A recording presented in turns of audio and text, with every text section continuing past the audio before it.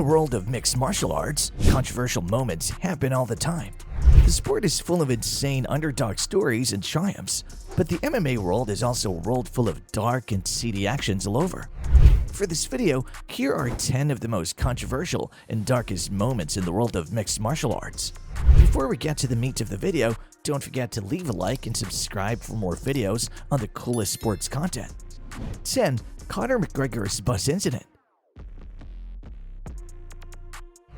The so-called baddest man in MMA sure had his moments that got everyone riled up. No man embraced the bully role quite like McGregor. The guy was simply unapologetically cocky, and he did his fair share of not-so-nice moves that made his stardom even more controversial. Nothing would probably be as controversial as that time Conor McGregor attacked a bus with a darn railing. Just because Khabib was on the bus. This is the type of stuff we see being faked on WWE, but not in professional MMA. Khabib didn't get hurt, but a bunch of other fighters and guys on the bus did get hurt. Beefing between MMA fighters always exists, but Conor McGregor definitely took it too far and got himself some probation, and almost got him straight up deported from the US. 9. Senator John McCain almost banned MMA. People nowadays may not know, but in the early days of MMA, there was actually a real chance it almost got banned. John McCain, who was a fan of combat sports like boxing, mind you, once saw MMA, called it human cockfighting, and was on a mission to get MMA banned. John McCain even said hitting somebody while he was down, a key part of MMA, was un-American. This anti-MMA setup actually helped MMA in the long run, as it led MMA organizations such as the UFC to adopt stricter rules on what is and isn't allowed in the world of MMA. Rules become much more formal, and gone were the days of no-holds-barred slugfests. These regulations and rule changes even got McCain to change his opinion with an interview back in 2014 stating that he would have tried MMA if it had been around during his youth. 8. UFC 104. Lyoto Machida vs. Mauricio Shogun Rua. While we would prefer if every MMA bout ended with knockouts, stoppages, submissions, and other epic finishes, the fact of the matter is some fights have to rely on the judges' scorecards. The problem with the judges' scorecards, though, is that judges, despite being professionals in their craft and having good fighting sense and opinion, very much still mess up. Case in point, this classic matchup between Lyoto the Dragon Machida and Shogun Rua. For context, before this fight, people called Lyoto Machida a monster in the octagon. The man was 15-0, and in those 15 fights, no one had stood even a chance at taking him down. He was absolutely outmatching every opponent with his blend of punches and kicks. Expectations were all for the Dragon, as this fight was also his first title defense. Shogun came in and immediately blew people's expectations. Not only was he up to par with Machida, but he was winning their hitting exchanges. Machida was just not dropping Shogun, and Shogun was just in charge of this bout, but he couldn't finish it off with a knockout or submission, so it went to decision. No one could believe it, not even Lyoto Machida himself, when he won the bout over Shogun Rua. You know it's bad when even on paper statistics, Shogun absolutely dominated this match.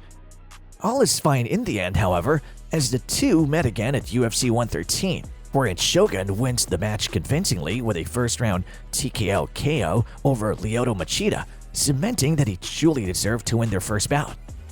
7. Daniel Cormier almost missing weight at weigh-ins. Weight classes are a big deal in any combat sport. Weight differences can be huge disadvantages for fighters, making huge differences in matchups that can absolutely ruin a fighter. But trying to reach weight before a fight is not an easy process. We see fighters use water rehydration to make weight. We even see fighters strip off it all, of course with towels covering them, to make sure they make weight as closely as possible. Missing weight at weigh-ins can be catastrophic for fighters, as fights can be moved and even outright cancelled and defaulted if you miss weight. Before Daniel Cormier's heavily anticipated rematch with Jon Jones, who recently vacated the light-heavy title due to off-the-court consequences, the pressure was on for Cormier to make weight. Cormier was actually over the weight he needed to fight against Jones, but somehow, and miraculously even, Cormier loses 1.2 pounds in hits weight for his matchup with Jon Jones. There was tons of speculation about how Cormier worked to lose that weight in a short time, but the common theory is that he divided his weight through the towels covering him to help make his weight reach on the scale. Weigh-ins are such a big part of fights and pre-fight hype, so when magic turnarounds like these happen, we really have to take note. 6. Anderson Silva's doping allegations. There was a time when Anderson Silva was pretty close to being the undisputed best in the MMA world. This title reign, however, and sheer dominance of his streak was halted in his twilight years as he got injured and old. The Spider was no longer the unstoppable octagon monster he once was, but that wasn't the only controversial thing about his MMA career's last years. During UFC 183, as he prepared to fight off against Nick Diaz, the bout was quickly called off as multiple drug tests came back positive from Silva. Silva at first denied the drug use, but later on backpedaled, and instead he argued that the drug use was for recovery from his broken leg. The champ ended up fined and suspended, but first of all, his legacy got tainted as his once dominant win over Diaz was ruled a no contest. 5. UFC 167, George St. Pierre vs. Johnny Hendricks, and the win by decision. In what is probably the biggest example of fighter bias and reputation affecting fight calls, GSP faced off against Johnny Hendricks at UFC 167 and ended in a controversial decision. GSP was in his reign of dominance at this point, but asks anyone there and they would agree Hendricks held serve and was winning this fight. That was not, however, how the judges scored this fight, as this was also GSP's last fight in the octagon for the foreseeable future. There may have also been some bias for the champ. In a tight decision, GSP won via decision in the end, and people were immediately questioning if this was the right call. In many technical stats, Hendricks just had the win, and not to mention the score was super close and was very much a showcase that the current 10-point scoring method of the UFC is simply not adequate for the type of fights we see. This fight will continue to be a shining example of why winning a decision doesn't always mean winning the actual fight. 4. The Nashville Brawl. Before the dates when UFC was king, many of the fighters we know as MMA legends started off in Strikeforce. In April of 2010, Strikeforce held an event in Nashville, and the whole event was running well until a historic upset happened, when the young Jake Shields gets an upset over MMA legend Dan Henderson. Immediately, things went south, as during Shields' post-fight interview, fellow fighter Jason Miller antagonized Shields, asking for his own title shot. The rest of Shields' team didn't like Miller's tone and antagonized and retaliated with hands, resulting in an insane brawl. The commentators didn't help with a now iconic phrase of, "Gentlemen, we're on national television." This whole fight and brawl continues to be one of the biggest black marks in the whole sport, not to mention a critical blow to Strikeforce. 3. The entire UFC salary and pay fiasco. While UFC fighters are far from poor individuals, it says a lot that even ranked MMA fighters get paid dirt compared to how much the promotion takes in. Historically, the UFC has paid its fighters 20% of its revenue, which is insane to think about considering how the entire promotion would not exist without the fighters and how other big leagues in sports like the NBA, NHL, and NFL pay its players around 48 to 50% of their revenue. Some fighters have gone and spoken out against the pay, like Jorge Masvidal and other people in MMA, but these conversations usually head nowhere. The situation is bad when Dana White has gone on record and has said that a pay raise would never happen as long as he's the president of the UFC. The main reason why promotions like WWE and the UFC don't get paid like that is probably because there's no such thing as an MMA union. This UFC pay imbalance doesn't seem to have an end anytime soon, but all we can do is hope that these fighters get paid what they deserve soon. 2. The death of Leandro Feijão Souza. A sad reality is that for big changes to happen in sports, sometimes it takes a tragedy to happen.